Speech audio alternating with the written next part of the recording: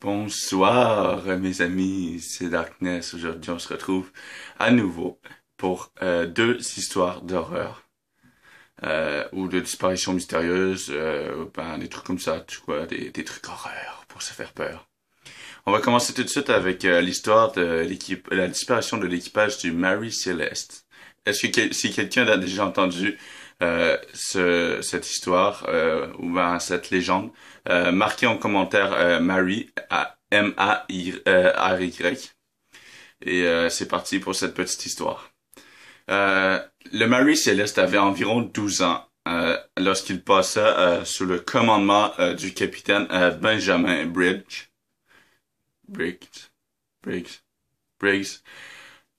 Euh, le 5 novembre 1872, il quitta le port de Staten Island à New York afin de se rendre à Gênes, qui est une petite ville en Italie. Bref, il commençait à faire un voyage, voilà, il voulait que ce soit cool. Mais il a quitté le port, bref. Sur le bateau, en plus de son nouveau capitaine, il y avait sa femme, en fait. Sa fille de 2 ans aussi. Et l'équipage composé habituellement de 7 marins sur un voilier de l'époque. Bref. Tout allait pour le mieux jusqu'à temps qu'il disparaisse. Le bateau était supposé livrer de l'éthanol, qui est, je crois que c'est une drogue, je suis plus très sûr, appartenant à la société Messner Arkeman et Coin.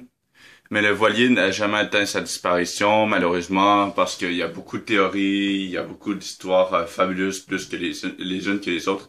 En fait, le bateau a jamais atteint sa destination. Et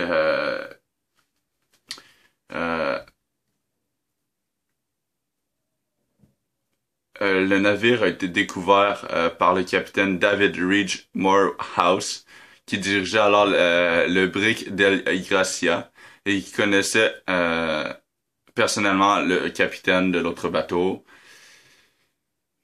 Ça devait être un pote extrêmement proche et bon voilà, il a découvert le bateau sur une plage échouée. L'équipage avait complètement disparu. Il y avait aucune explication logique en ce temps-là pour pour dire que le pourquoi du comment qu'il y avait plus d'équipage et que le bateau était intact. En tout cas, bref, il y avait eu un paquet de théories loufoques. Ça disait ils disent que les canaux de sauvetage, les canaux de sauvetage n'étaient plus là. Il y avait plus d'équipage. Alors, est-ce qu'ils se sont sauvés? On ne le sait pas. Est-ce qu'ils ont été attaqués? On ne le sait pas non plus. Jusqu'à date, on n'a aucune explication là-dessus.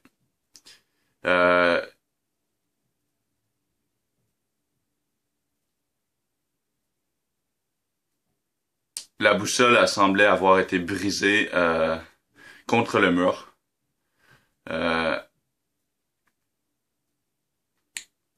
Les raisons du pourquoi aussi que les personnes ont quitté le navire étaient pas très claires. En tout cas, c'est une disparition extrêmement mystérieuse. Puis, écoutez, je dois l'admettre, les trucs comme ça me passionnent beaucoup et euh, j'ai été faire quelques petites recherches et ouais, c'est énorme la disparition. J'ai adoré, j'ai fait genre ici on retrouvait c'est sûr qu'on va retrouver les ossements d'équipage un moment donné. C'est tellement clair. Mais en tout cas, bref, ça a été un vrai fiasco, ce qui veut dire que tout l'équipage a disparu, y compris la fille du capitaine ainsi que sa femme. On n'a toujours pas retrouvé on n'a toujours pas compris le pourquoi du comment, même à notre époque, pourquoi ils ont disparu comme ça ou ils se sont sauvés. Mais bref, cette disparition est tout autant mystérieuse. Alors c'est parti pour la seconde histoire. seconde histoire que vous allez connaître parfaitement, puisqu'il s'agit de l'histoire de Tchernobyl. Bien sûr, on a tous déjà entendu la catastrophe nucléaire qu'il y a eu à Tchernobyl, mais je trouvais que l'histoire était intéressante et je voulais m'y intéresser un petit peu, un peu plus en détail, pour que ça fasse... Parce que nous, tout ce qu'on connaît, en gros, c'est l'histoire vague. Bon, il y a un réacteur qui a explosé, on sait pas trop s'il y a eu des morts ou des décès, mais c'est sûr qu'il y en a eu, mais on a tous déjà eu le coup d'aller voir qu'est-ce qui est vraiment arrivé dans cette ville-là, et je vais vous raconter cette histoire-là à Tchernobyl. Le nom de Tchernobyl, premièrement, d'où ça vient ce nom, Tchernobyl? On va découvrir ça tout de suite, puisqu'il provient de la charte de 1193 en tant que chalet de chasse du prince Runk de Clèves. Après ça, la ville Tchernobyl passe ensuite sous le contrôle du grand-duc de Lituanie, puis la République des deux nations. Des Juifs s'y établissent au XVIIe siècle en faisant un des plus vieux établissements juifs d'Ukraine. Au milieu du 19e siècle, un mec du nom de Menahem, il fonde la dynastie assadique de Tchernobyl, aujourd'hui principalement établie aux États-Unis à la fin du 19e siècle. La population de Tchernobyl se monte à 9303 habitants, dont plus de 5526 étaient juifs, soit 59,4% du nombre total d'habitants. Les Juifs, ils sont victimes de pogroms en octobre 1905 et en mai 1919. Les Juifs ont été beaucoup persécutés. Ça m'énervait beaucoup.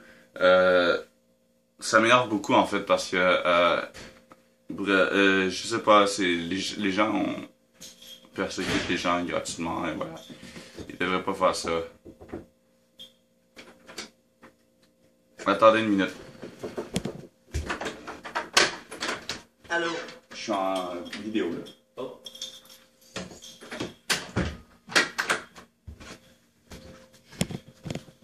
Pardonnez-moi, c'était juste un homme du nom de Ben qui venait m'agacer, me dire un petit coucou, c'est pas vrai. Enfin, agacer, non, je niaise. Mais ouais, en gros, avant, il y a eu beaucoup de choses qui se sont passées avant que ça devienne le Tchernobyl que nous on connaît, où il y a eu la fameuse explosion du réacteur. Après ça, après que tout ça se soit placé, la ville connaît quand même beaucoup de succès. La République socialiste soviétique d'Ukraine, c'est-à-dire en général les Russes, est créée en 1921 et le 30 décembre 1922, l'URSS naît. C'est-à-dire que l'URSS, putain, je me souviens jamais de ce que ça veut dire URSS.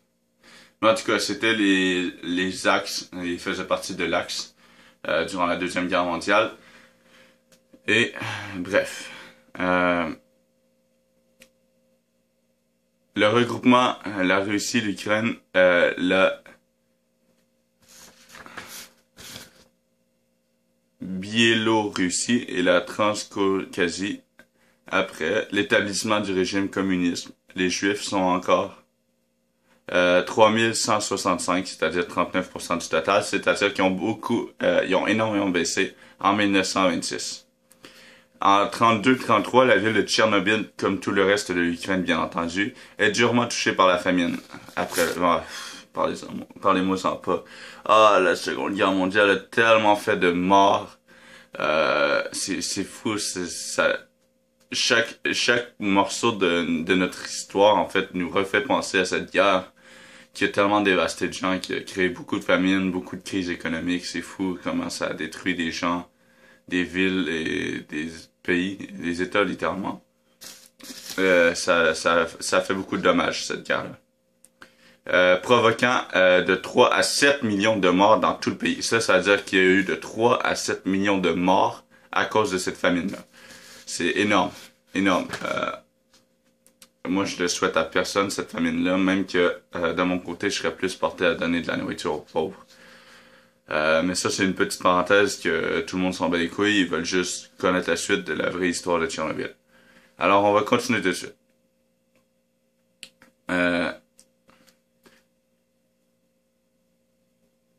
La communauté polonaise de Tchernobyl est déportée au Kazakhstan en 1936. Les Juifs ne sont plus que 1783 en 1939, sur une population totale de 8466. Oh. Ils ont encore refait une rechute d'après ces merveilleuses informations. La ville est occupée par les Allemands le 25 août 41 et de nombreux Juifs y sont massacrés le 7 novembre de l'an 41. 1941, toujours. Quelques Juifs ont pu y revenir après la guerre malgré l'hostilité ambiante. On comptait encore 150 familles juives en 1970. Dans les années 60, la première centrale nucléaire d'Ukraine voit le jour non loin de Tchernobyl, près de Pripyat, une ville nouvelle en construction entre 1950 et 1970, année de sa fondation. Le 26 avril 86, le réacteur numéro 4 de la centrale nucléaire explose, provoquant la plus grande catastrophe nucléaire civile de ce jour.